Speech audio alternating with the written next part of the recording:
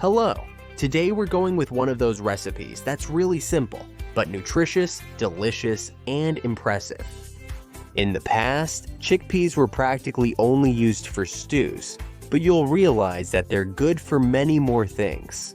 Take a look at this great recipe. You're going to love it.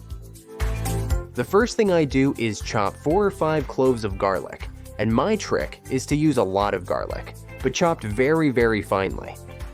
Then I take a large pot, add a splash of oil, and brown the garlic there over medium or medium-high heat. That's about it. There I have it.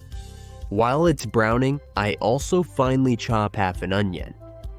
Once I have the onion, I do the same with half a bell pepper, cutting it into tiny, tiny pieces. Finally, I take a carrot and do the same thing. I cut it like this so I end up with 4 long pieces, and then I cut them into small cubes. Very easy, since I already have the garlic browned. So in they go with the onion and the pepper, which I add all at once. I give it a few stirs, and when everything is mixed, I also add the carrot, which, as you can see, is chopped quite finely. And now I keep stirring until the onion is cooked, while I take the opportunity to dice a tomato into very small pieces as well. The onion should end up soft and translucent, more or less like you see here. The trick now is very simple. We add the tomato and wait a few seconds for it to start releasing its juice once it's soft. Add 13.5 fluid ounces or 2 cups of crushed tomato. Part of the video was deleted, but it's not important. And 1 cup of fried tomato. We add a little bit of salt, a little bit of parsley, and we're also going to add paprika. Just a little bit too, although if you like, you can add quite a lot. And mix all of this quickly until the sauce becomes thick. Careful, because this is one of those classic recipes that can handle a bit of spice. So a little chili, a bit of Tabasco, or some hot paprika also works great to give it that extra kick.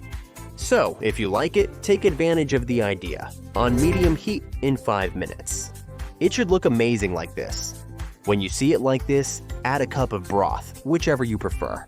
I use fish broth, but it can be vegetable, chicken, whichever you want.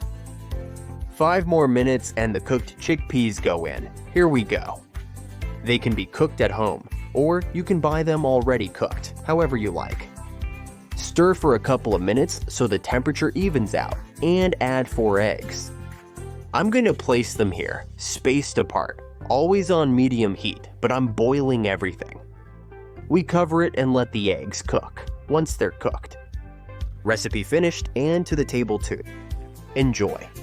Garnish with a little more parsley, and what a great little casserole we've prepared in no time.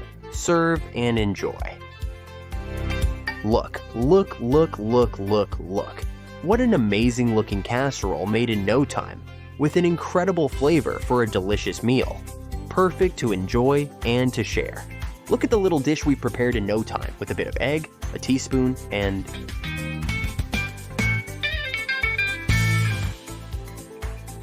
you can't stop. These spoon dishes, they nourish. And they make you feel better, so I hope you like them. By the way, since we're at it, I'll give you the recipe, but you tell me in the comments, what's your favorite spoon dish? And also, where are you watching the video from? That way, we travel the world through delicious things. To leave. I'll leave you here the ingredients and quantities, so it's even easier for you to make it at home.